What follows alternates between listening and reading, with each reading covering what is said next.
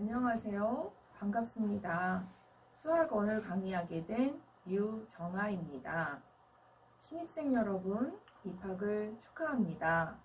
신입생 여러분은 입학식도 하고 주변에 축하도 받으며 새 학기, 새 학교 생활에 대한 OT도 듣고 신선하고 산뜻하게 출발해야 되는데 이렇게 비대면으로 출발하게 된 점 매우 안타깝게 생각합니다. 저도 개인적으로 온라인상의 수업보다는 강의실에서 학생들하고 직접 수업하며 학생들의 이해도를 파악하고 수업에 직접 적용하는 방식을 선호하는데요. 빨리 이 사태가 진정되어서 강의실에서 학생들과 소통하는 수업을 하고 싶습니다. 그 마음을 담아 우리 각자의 위치에서 최선을 다합시다. 그럼 수업을 나가보겠습니다.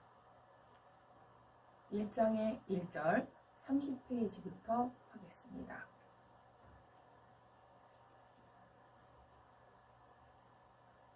함수의 극한에 대한 정의가 먼저 나와 있는데요.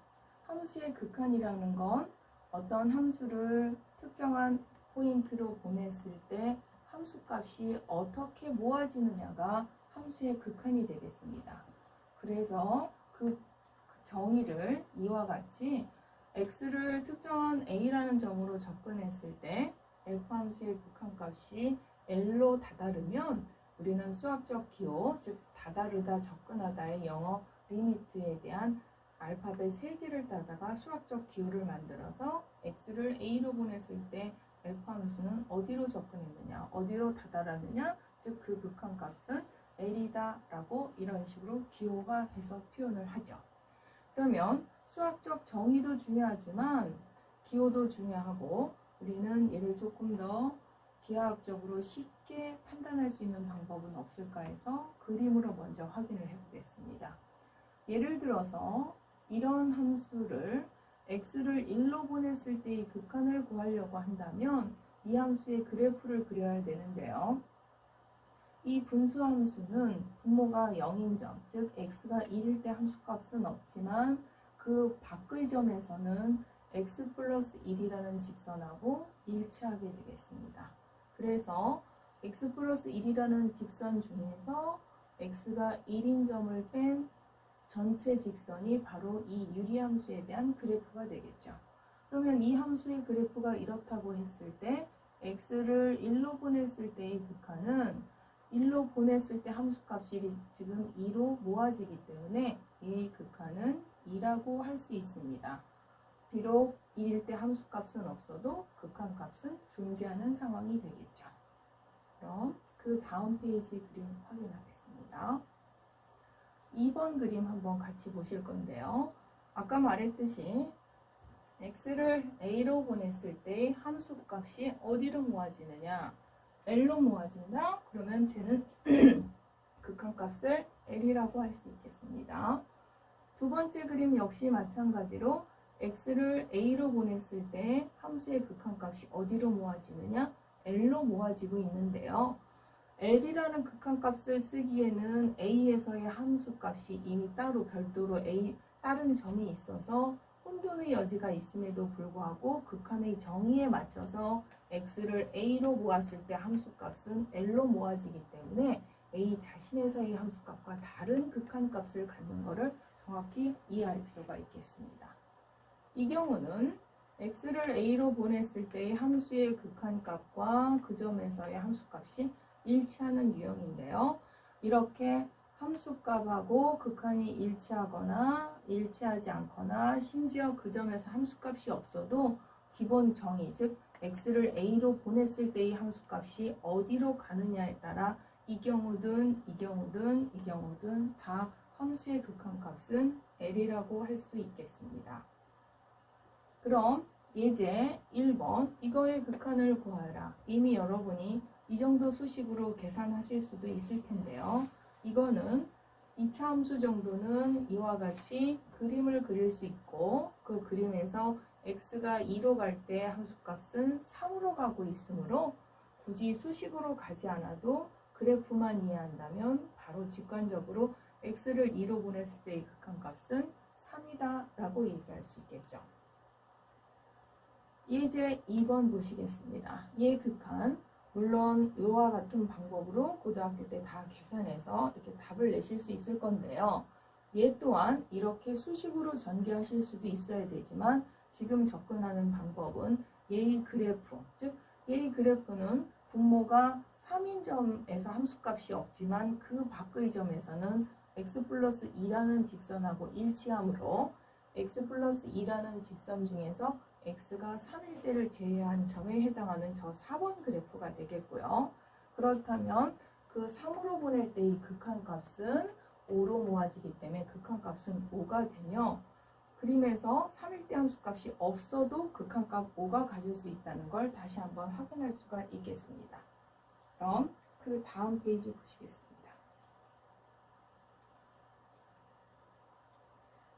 지금까지 우리는 극한값이 있는 경우에 대한 어떤 그림, 기타 등등 예제를 풀어봤다면 지금은 여기 있는 그림처럼 같은 값으로 1로 모았음에도 불구하고 왼쪽에서 접근했을 때, 즉 1보다 작은 쪽에서 접근했을 때의 값은 1로 접근하지만 1보다 큰 쪽에서 접근했을 때는 함수값이 다른 2로 접근하는, 즉 이렇게 구간별로 부분 정의된 함수의 경우 같은 함수라 하더라도 1로 보냈을 때의 좌우가 다르다 보니 극한값이 없는 상태가 되겠습니다.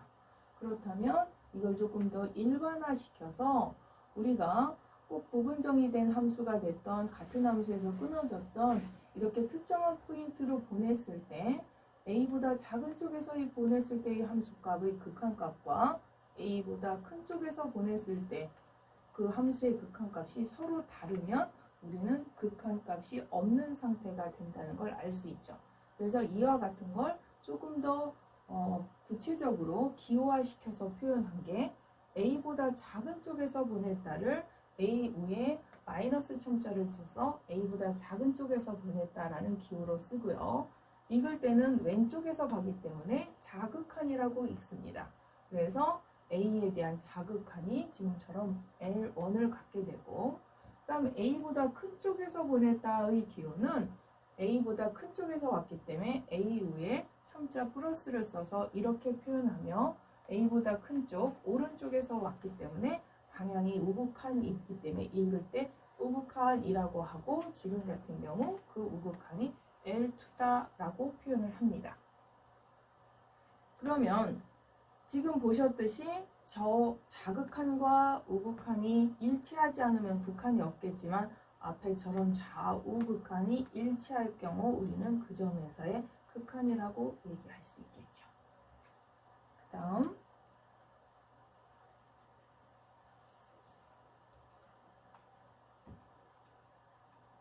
예제, 얘 극한값을 확인하는 문제인데요. 절대값이 걸려있기 때문에 절대값 안에 있는 게 0보다 크다 작다도 나눠야 되고 0보다 0으로 보냈을 때 좌우극한을 나누는 건 당연한데요. 0보다 큰 우극한, 0보다 작은 쪽에서 접근하는 자극한에 대해서 이렇게 절대값 확인해서 상수함수 나와서 계산했더니 좌우극한이 일치하지 않는다. 그래서 얘는 극한이 존재하지 않는다로 이제 계산으로 접근을 했다면요. 이 문제는 별건 아니지만 옆에 그림 보시면 아직도 가끔 이런 함수들에 대한 그래프를 떠올리려면 특히 분모의 절대값 들어가 있으면 굉장히 난처해야 하는 학생들이 있는데요. 이 함수의 그래프 아까 여기서 계산했듯이 0보다 큰 쪽에서는 상수함수 1을 갖고요. 0보다 작은 방향에서는 상수함수 마이너스 1을 가져서 이 함수의 그래프는 이건 걸 알 수 있으며 이 함수의 그래프가 이거라면 그래프를 알고 있다면 0으로 보냈을 때의 극한, 자극한, 우극한이 서로 다르다는 걸 그림에서 바로 확인하실 수가 있겠고요. 예제 5번 보시겠습니다. 예, 1로 보냈을 때의 자극한 구하라고 했습니다. 1을 왼쪽 방향에서 보냈을 때 자극한 3이고요. 1보다 큰 오른쪽 방향에서의 우극한은 1이 되므로 3번에서의 1로 보냈을 때의 극한은 좌우 극한이 일치하지 않는 상황이므로 존재하지 않는다가 되겠고요. 3에 대한 자극하는요 2가 되겠고요. 3에 대한 우극한도 2가 되므로 3으로 분했을 때의 극한값은 이 좌우 극한이 일치했던 2가 되겠습니다. 그래서 지금 1절에서는 극한의 정의나 기호도 확인을 했지만 걔를 그림이나 그래프로 쉽게 확인하는 방법을 확인해 봤습니다. 그렇다면 1절처럼 다 그림이 주어졌다면 극한 구하기가 쉽지만 그래프가 없을 경우나 우리가 그래프가 어려워서 전혀 아이디어가 없을 때는 그런 함수들에 대한 극한은 어떻게 구할 것인지 다음 절에 극한의 성질을 통해서 알아볼 수 있는데요. 예를 들면 다음 절에 아직 우리가 그래프를 좀 접근하기 힘든 함수들 sin x와 ex를 가지고 서로 나누기를 해보았다든지 혹은 쟤네들을 두 개 합성해서 sin x와 ex를 합성했다든지 이런 함수들은 여러분이 식만 봐도 그래프를 그리기가 쉽지 않은데요. 이런 함수들의 극한은 지금 1절에 있는 방법처럼 그림으로 접근할 수가 없고 최소한 2절에 극한의 성질들을 이용해서 계산할 수 있습니다. 그러면 2절로 넘어가 보겠습니다. 2절에 여기 좀 지저분하니까 지우겠습니다.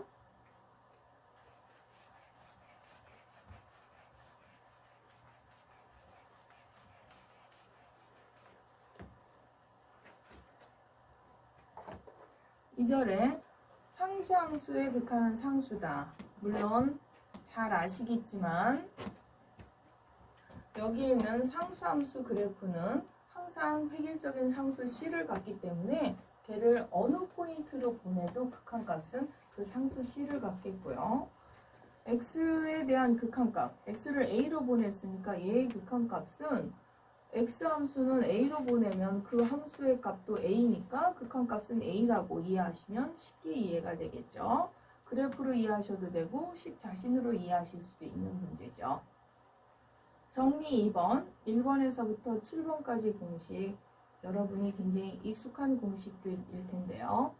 그 중에 1번하고 3번, 4번, 5번만 먼저 설명하면 두 함수의 합과 차와 곱과 나누기에 대한 극한은 각각의 F함수와 G함수의 극한의 합, 차, 곱, 나누기다로 계산한다는 거죠. 굉장히 간단한 논리임에도 불구하고 실질적으로 나중에 학생들이 함수들이 굉장히 복잡해지면 가장 단순한 그래서 사실 여러분은 이런 공식들은 공식 취급도 하지 않을 만큼 이 쉬운 공식들을 적용을 못하는 반전이 있다는 겁니다. 그래서 이 공식의 기호를 이해하시지 말고 의미 파악을 명확하게 하실 필요가 있겠고요. 그 다음 2번 공식은 상수배를 따로 빼는 공식 굉장히 자주 쓰이는 공식이긴 하고 별도로 애워둬야 되는 공식이긴 하지만 참고적으로 제가 1번과 2번의 상호 관계를 먼저 간단하게 확인을 먼저 해보겠습니다. 그러면 거기에 있는 1번과 2번 혹은 조금 이따 제가 4번과 6번과 7번의 상호 관계를 설명할 텐데요. 1번 같은 경우 두 함수의 합에서 F와 G를 G 대신에 자기 자신 F로 적용했을 때 두 함수 합에 대한 이 극한은 각각의 극한의 합이다 라고 해서 표현하다 보면 이거는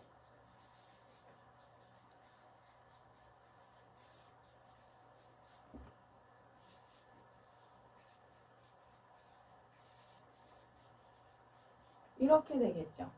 저 공식의 상수 C에 2에 대입한 상황이라고 볼 수 있는데 그렇다면 여기 있는 C에 다시 2fx를 추가하면 여기에 2fx가 될 것이고 그 2fx는 조금 전 공식에 의하면 2배가 된다고 했으니까 2로 빠질 것이라 2배로 한 거는 여긴 3fx가 되고 그래서 얘는 3이 돼서 2일 때뿐만 아니라 C가 3일 때, 즉 여기 있는 2와 3뿐만 아니라 일반적인 상수일 때 성립하는 걸 아실 수가 있을 겁니다. 그렇다면 이 1번과 2번의 연결 관계는 합을 반복적으로 한 게 결국 상수 C에 관련된 공식이고, 이 공식은 극한에서뿐만 아니라 저 4절의 연속성에서도 다시 한번 나오는 얘기일 뿐만 아니라 1장뿐만 아니라 미분과 적분 전체적인 수학적인 내용에서 이와 같이 합과 상수배 C를 계속 같이 공식이 성립한다고 했을 때 그걸 전혀 지금처럼 연결관계를 모르고 낮게 끊어서 외우시는 것보다 이 상수배를 성립해서 상수배 빼는 공식은 쓰되 얘는 이 더하기를 반복적으로 해서 썼던 공식이야 하고 이해하시고 공식을 접근하시면 여러분이 이해하는 데 훨씬 도움이 되실 거고요. 아까 얘기했던 4번과 6번, 7번도 지금과 같은 방식으로 이 곱하기를 자기 자신을 곱해서 거듭제곱하는 공식, 즉 우리가 곱하기 공식이 성립하면 보통은 이와 같은 거듭제곱 공식이나, 그러면 7번 같은 경우는 저 거듭제곱이 양의 정수가 아니라 유리수일 때까지 확정해서 성립한다고 이해하시면 되겠습니다. 그래서 이 공식 전체를 낮게 디테일하게 외우시는 것보다 굉장히 크게 합과 차와 곱과 나누기 사칙연산 정도로 간단하게 외워두시면 되겠고요. 이미 다 외워져 있다고 판단은 되지만 그 옆 페이지에 있는 예제를 확인하시면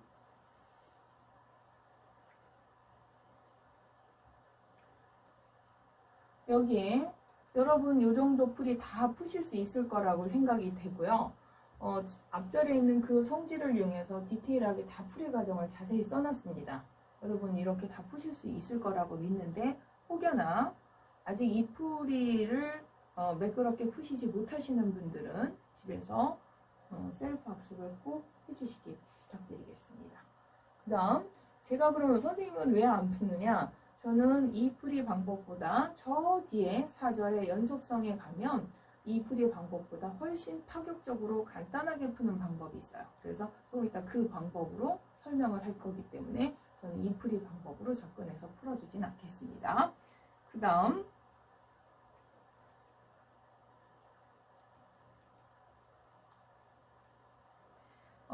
그래서 지금 연속성을 확인하기 전에 제가 아까 함수가 어려운 함수들이 있다라고 했던 함수들 중에 어떤 함수가 있었냐면 사인 함수를 EX로 나눴을 때 요거의 극한은 어떻게 구하느냐라고 생각을 하고 그래프가 없어서 못 구한다고 했었는데요.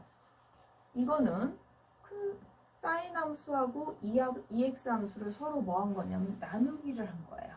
그럼 조금 전에 두 함수가 나누기 상태의 극한은 각각의 극한이 존재한다면, 그러면 sin x의 극한이 존재하느냐 EX의 극한이 존재하느냐, 둘 다 존재하죠. 그럴 경우는 각각의 그냥 극한을 sin x에 대한 극한, 그 다음에 EX에 대한 각각의 극한을 구한 다음에 나누라고 했던 거예요. 그래서 얘는 0이 되는 거죠. 1분의 0이 돼서 0이 되는 거죠. 그러면 얘네들이 지금 이렇게 나누기 구조만 있는 게 아니라 sin x와 예를 들면 지금처럼 EX가 나누기뿐만 아니라 곱하기, 더하기, 빼기로 조합이 될 수가 있어요. 이렇게 조합이 된 함수들 극한 구하라고 하면 그래프는 둘째치고 이 극한은 어떻게 구하지? 함수들이 굉장히 복잡한데? 라고 생각하지만 함수 구조나 함수 상태보다 이 큰 눈으로 보면 얘는 두 함수의 곱인 상태고 각각의 극한이 존재하느냐? 각각의 극한은 존재하므로 아까 구한 각각의 극한 값의 곱으로 계산을 해주시면 되겠습니다.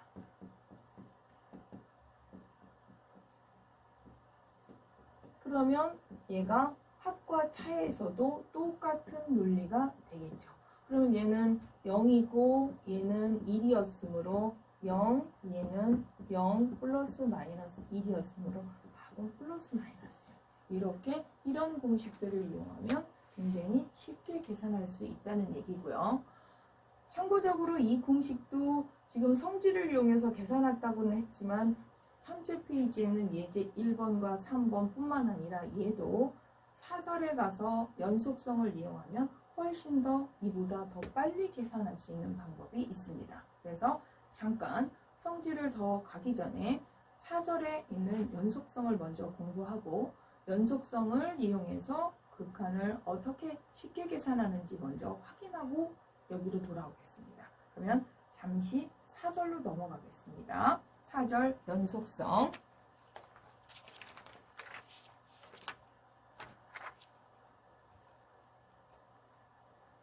잠깐 지우겠습니다.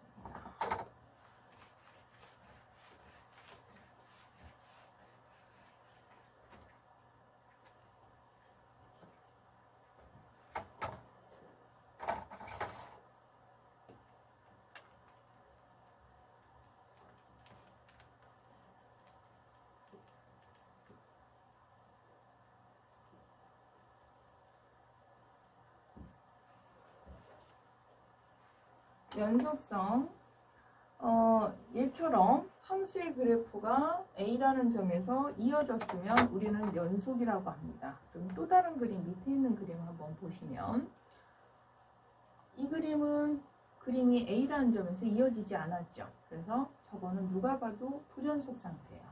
이 점도 A점에서 함수값이 없으면 구멍이 났죠. 이런 것도 A에서 불연속인 유형이 되겠고요. 이 점도 불연속이 되는데 얘 같은 경우 누가 봐도 아까 1번 그림처럼 이어져 있어요.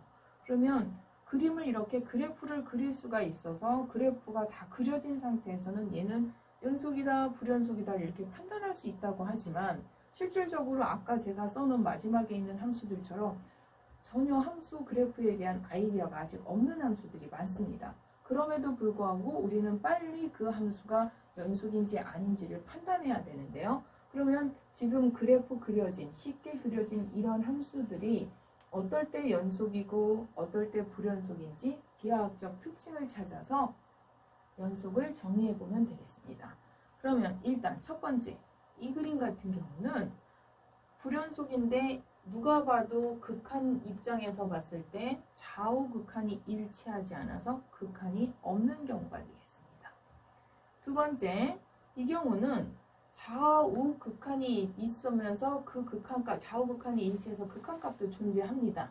그런데 A라는 점 자신에서 함수값이 없는 상태가 되죠. 세 번째 같은 경우는 좌우 극한이 존재해서 극한도 존재하고 심지어 A에서의 함수값도 있지만 그 함수값과 극한값이 일치하지 않으니까 여전히 연속이 안 되는 경우가 됩니다. 그러면 마지막 연속이었던 경우를 자세히 보면 A로 보낼 때의 극한값하고 A 자신에서의 함수값이 일치하더라는 거죠. 이러면 어떻게 된다? 연속이 된다. 그래서 이거에 대한 연속의 정의는 A가 F 함수가 A에서 연속일 때 첫 번째 이렇게 극한값이 안 존재하면 안 되고 존재해야 된다는 거죠. 함수값이 없으면 안 되고 함수값이 있어야 된다는 거고요.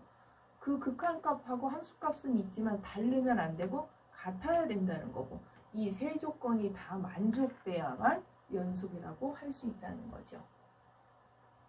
그런데 정의는 그렇지만 이렇게 그래프하고 다르게 그래프가 없을 때 이 세 가지 단계를 다 확인하는 건 그닥 쉽지 않은 일인데요. 그래서 공대 학생은 이 정의 중에서 특히 이 세 번째 조건, 이 조건 하나를 체크업을 해서 극한값하고 함수값이 일치하느냐? 그러면 얘는 연속이구나. 이렇게 확인한다고 할 수 있는데요. 그러면 우리는 얘를 정의로 이해하는 것도 중요하지만 공대 학생은 이거를 어떻게 다시 재활용할 수 있을까를 생각해 봐야 되겠습니다. 그러면 지금 A라는 점에서 연속이면 이게 된다고 그랬거든요.